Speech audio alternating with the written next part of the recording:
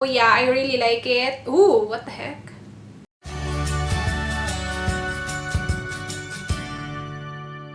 Hi guys, Rachel here. Welcome back to my channel. Today, I will be doing a one brand review for you guys. This video is gonna be all about Maybelline. I'm gonna show you guys lahat ng Maybelline products na meron ako, and then I'm gonna tell you if I like a specific product or if I don't like it. So yeah, it's basically the hits and misses video. I'm gonna first talk about the foundations and BB cream that I have from Maybelline, and then parang i-compare ko sila and let you know ano yung mas gusto ko and ano yung hindi gusto ko. So I'm just gonna do it like that. So I have two foundations from Maybelline. I have the Dream Satin Skin, and then I also have the Dream Matte Mousse. Most of the stuff I will show you in here, I already have a first impression review on, so I will leave all those videos below. This is my favorite foundation. It provides medium coverage and mabibuild mo siya into full coverage, so I really like it. Meron din siyang pump. I have mine in the shade B2, very lightweight din na to. I have oily skin and this one works really good on me. I really like it. Again, the best foundation I have tried. Like, hindi lang sa Maybelline ha. Sa lahat ng foundation meron ako. Ito talaga yung #1 foundation. And then this Dream Matte Mousse foundation, I have it in the shade light beige or medium 0. Yung coverage nito, hindi kasing galing nito. Light lang yung coverage na nagpo-provide niya. And kapag binibuild up mo siya, makukuha mo yung medium coverage. Pero may tendency na nagki-cake up siya. On me lang ha. So, nagki-cake up siya sa akin, especially sa mga creases. Like, kapag binuild up ko siya dito sa side of my nose. Kasi I need more coverage on the sides of my nose. Kasi I have redness right there. I really do like it kasi sobrang ganda niya sa feeling. And when I wear this, I do not have to put on powder at all. Kahit na may oily skin ako. Hindi siya like 1000% matte sa face ko. But it's matte enough na hindi ko na talaga kailangan maglagay ng powder. Gustong gusto ko siya. I just make sure na one layer lang ilalagay ko kasi again, if I add one more, may tendency na nagki-cake up ako. Hindi naman as in over cake up. Dun sa mga creases lang naman, like side of my nose, tapos dito sa under eye, especially kapag hindi ako naglagay ng under eye concealer, yung siya lang talaga, medyo nagki-crease siya ng konti. Kung papipiliin ako sa dalawa, of course, I'm gonna choose this because again, this is the best foundation I have tried. But this one is not a bad choice at all, especially if you have extremely oily skin. I highly suggest you try this kasi hindi ako nag-oil up. Well, sa dalawang to, hindi ako nag-oil up ng as in over sa dalawang to. But this one works more in that aspect. Yeah. So, BB cream naman, I only have one BB cream from Maybelline. This is the BB White. I have a review on this. I will leave the link below. This is not the best BB cream if you have oily skin. Nag-oil up siya sa akin. You will see that on my review. Obvious na obvious siya. Hindi naman siya yung klase ng BB cream na kapag nag-oil up ka, as in mafe-feel mo talaga. Hindi mo siya nafe-feel na nag-oil up ka na talaga. Pero kapag tiningnan mo yung sarili mo sa lamin, makikita mo, girl, you are oily. So if you have dry skin, I suggest you try this. So with this, if you have oily skin, kailangan mo talaga siyang iset with powder. Tapos kapag nag-oil up ka na, kailangan mong mag-blot talaga. Meron siyang SPF 50 though, which is good. So again, if you have dry skin and estudyante ka, like, you know, lagi kang lumalabas ng bahay, lagi kang nai-expose kay Mr. Sun, SPF 50 PA++++. Okay, so for powders, I have two powders right here. This one is one of my favorite powders. This is the Clear Smooth BB Silk Poreless White. I actually have it on my face right now. Nagpo-provide siya ng very subtle coverage lang. Maganda siya, very girly din yung packaging niya. I don't want to show you my sponge kasi sobrang tsaka ng sponge ko. Sobrang dumi ng sponge ko. Meron siyang lalagyan ng sponge. Meron din siyang mga butas-butas na ganap. So, parang nakakahinga ng mabuti yung sponge mo. Char, nakakahinga talaga. As you guys can see, I've hit pan kasi nga it's to sa mga paboritong powders ko. If you're in a budget and you don't really want to spend that much on a powder, because you guys, when I was young, $299 is really freaking expensive for me.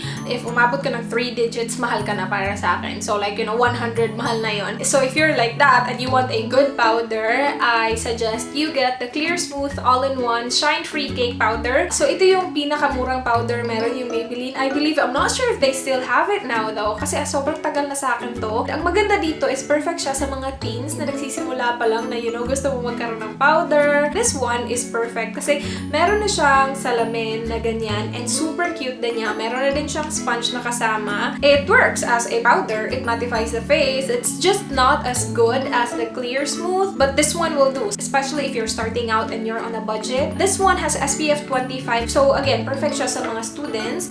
And this one, I don't think this one has SPF. Yeah, I don't think this one has SPF. And then sa concealers, I have two concealers from Maybelline. I have this Instant Age Rewind Eraser Dark Spot Treatment Corrector. And then I also have the Pure Concealer Mineral Healthy Natural Concealer. This one is my favorite. I just really like this. I use this so much na tingnan nyo, nag-crack na yung lid niya. Tapos nabura na din yung mga print niya. Na, hindi ko alam kung ilang buwan na to sa akin. Hindi pa rin siya nauubos. I really like the idea of the sponge kasi sobrang dali lang niya i-apply. Ang ganda lang ng feeling ng sponge niya sa under eyes. I have mine in the shade Light Medium. I'm not sure if available siya sa malls though. Kasi kapag feature ko to sa video, kung marami nagko-comment na wala daw to sa mall, pretty sure maraming online shops na nagbebenta nito. If you can get your hands on this, I highly recommend you guys give this a try kasi sobrang ganda niya talaga. Akala ko nga mauubos na siya kasi sobrang tagal na nga sa akin to. Pero until now, I'm still using it and meron pa rin siya. So, you know, sobrang sulit na to. And then this one right here, binili ko to kasi nga akala ko mauubos na to. Now, gusto ko rin naman to. Kaya lang mas ginagamit ko nga lang to kasi madali siyang i-apply tapos gusto ko lang yung sponge niya. Pero performance-wise, magkapareho silang dalawa. It brightens up my under eyes. I use concealers just for my under eyes. Sobrang minsan ko lang talaga ginagamit sila to cover up like blemishes kasi yung blemishes ko hindi siya ganun ka-obvious na powder lang. Parang okay na siya. Pero I did use this to cover my pimple scars that I have on my nose. Where is my pimple scar? Dito? Or parang dito ata. Nakalimutan. Pero yeah, noon hindi ito nagmamatch sa skin ko. Like, ginagamit ko lang talaga siya for under eyes to brighten up my under eyes. But now na medyo pumuti na tayo ng konti, nagmamatch na siya. My shade is 02. Ganito yung applicator niya. So, perfect siya kapag like, you know, idadot mo lang siya sa blemish mo and then sa under eyes as well kasi madodraw mo yung V na ganap na ganyan. Okay, so sa liners naman tayo, I have here this Maybelline Express Wear Brow Liner, I believe. Na-erase na yung mga prints niya. But this one is in the shade Blonde. I got this abroad, but I'm pretty sure I saw this online. I think it's Beauty MNL, or I could be wrong. I haven't been using this on my brows because I'm just not a big eyebrow pencil. I just feel like I'm not good at it. Kapag brow pencil kasi yung ginagamit ko, sobrang natatagalan ako tapusin yung brows ko. Kasanay na kasi ako sa brush, tapos eyebrow powder, tapos ganun. I'm just gonna give you a swatch right now. So, ganyan yung color niya. Parang grayish blonde yung shade niya. It's not a bad product. It's just that I'm not really into eyebrow pencils. I actually do not know why I got this, but yeah. This is the Maybelline Line Express eyeliner in ebony black. Hindi siya yung pinaka-black na eyeliner na nagamit ko, pero it is very buildable. Nasa smudge mo rin siya. Meron siyang smudge tip dito, na bonggang-bonggang nagwo-work din naman. Maganda siya pang base ng black eyeshadow. Ilalagay mo lang siya, ilaline mo lang siya, tapos is-smudge mo using the smudge tip applicator. It will make the black eyeshadow last longer. I've had this for a really long time, but I personally haven't use this sa waterline ko. Hindi ko alam kung ano yung staying power niya when it comes to waterline. Pero I have used this as a base for my eyeshadow and it works really good. Okay, so for the mascara, I have here the Maybelline Falsies mascara. I use this so much na as in yung print niya nawala na din. Ito yung favorite mascara ko from Maybelline. I have used the Maybelline The Rocket mascara. I'm not really a big fan of that one, so hindi ko siya na-repurchase.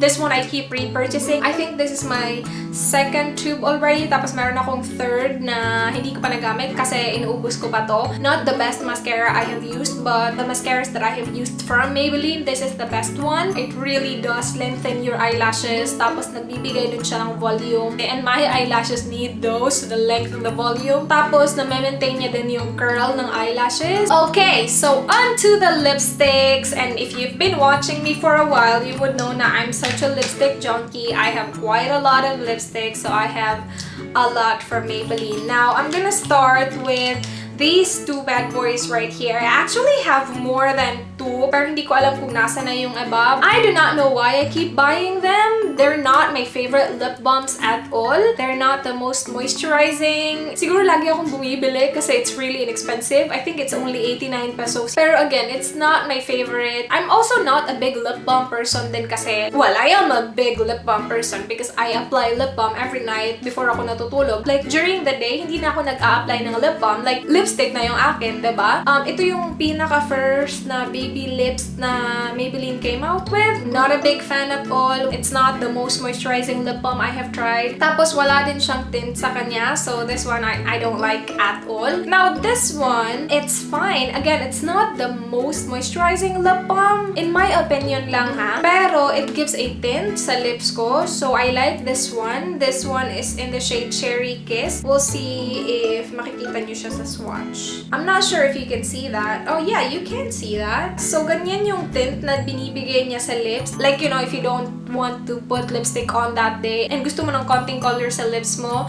you can use this one. And ang bango-bango din niya. It smells like cherry. Sa mga teens natin dyan na ayaw mo na mag-lipstick pero gusto ng konting kulay sa lips, I suggest yung mga tinted lip balms like this one. And yeah, I forgot kung sa lipstick category to or sa lip balm. Obviously, kung titingnan mo siya, para siyang lip balm. And also, kapag sinwatch mo siya, lip balm siya. Pero I remember nung binili ko to, sabi lipstick. That's why I got it. I got this online kasi for my sale. I think this is limited edition. I'm not 100% sure though. It has that really strong fruity scent. Ganito yung swatch niya. Same with the baby lips. It just gives that tint. Now, I don't use this often because again, I'm more of a lipstick person than tinted lip balm. Maganda to kasi nagli-leave talaga siya ng tint. Like, you know, kapag natanggal na yung shine ng lip balm, meron talagang tint na natitira. So, yan yung nagustuhan ko sa kanya. And super ganda din ng packaging. Screams summer. So, now onto the lipsticks. I have 5 in here. I'm gonna start with this one. This is the Maybelline Velvet Matte Lipstick. I have a review on this. I will leave the link below. It says Velvet Matte. For me, it's not really a matte lipstick. Well, yes, nagmamatify siya, pero what, after 2 hours? So, this is not my favorite. Sobrang taas ng hype nito nung bago pa lang ito lumabas dito sa Philippines. Nasabi nila, oh my gosh, you need to have it. It's the best. But, nung tinry ko siya, hindi siya the best. For me lang ha. It's fine, but definitely not the best liquid lipstick and definitely not the best matte liquid lipstick. So yeah, if you want to know more about the performance of this lipstick, the longevity and all that is, I will leave the link of the review video below. Actually, ibebenta ko to. I will post it in my Facebook soon. And the next lipstick is also from Colorsensational. This one is in the shade Warm Me Up. This is one of my favorite nude lipsticks. Let me swatch it for you guys. Oh my gosh, I don't have space. Sobrang ganda niya. Parang mauvey nude na shade. I really like it. Perfect siya for everyday if you're into nudes. And mabango din siya. Okay din yung longevity niya. Again, I have a review on this. I will leave the link below.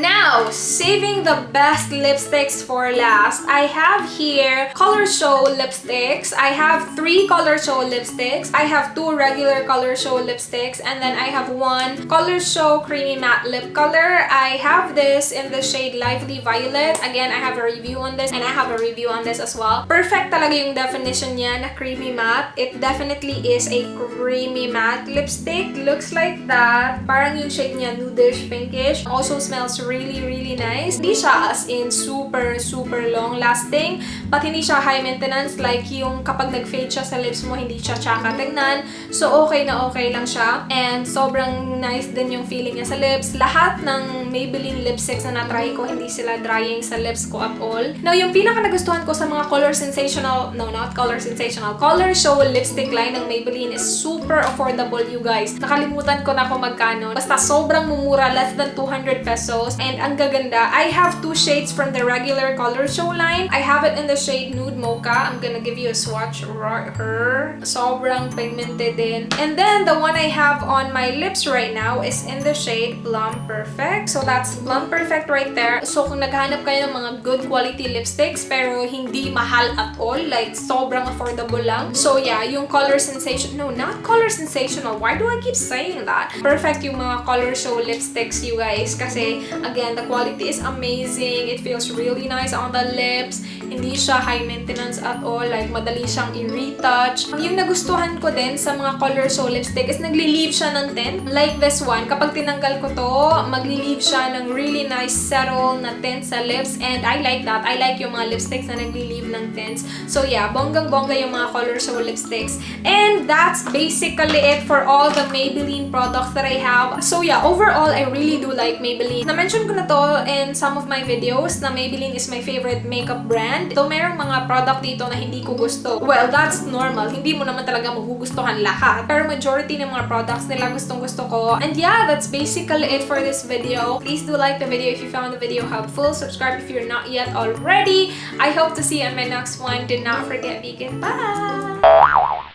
Kasi so perfect siya if you want this. So, hala, did I break it? So, madali siyang, Pero kapag tinignan mo yung Salili, sino si Salili? But this one, ano nangyari sa'yo? Sale from Beauty Emmanuel,